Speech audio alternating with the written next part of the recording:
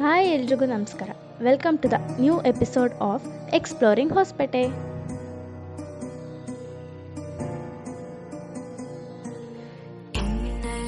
ಇವತ್ತು ನಾನು ಹೋಗಿದ್ದು ವೆಂಕಟೇಶ್ವರ ಸ್ವಾಮಿ ದೇವಸ್ಥಾನ ತುಂಬ ಚೆನ್ನಾಗಿತ್ತು, ತುಂಬಾನೇ ಪೀಸ್ಫುಲ್ ಆಗಿತ್ತು.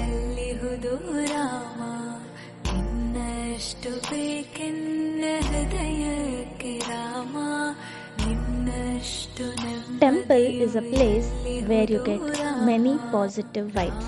The atmosphere is calm and the chanting of mantras make it very peaceful. Whether you are here for prayer or just to experience the spiritual vibe, this temple truly fills your heart with positivity.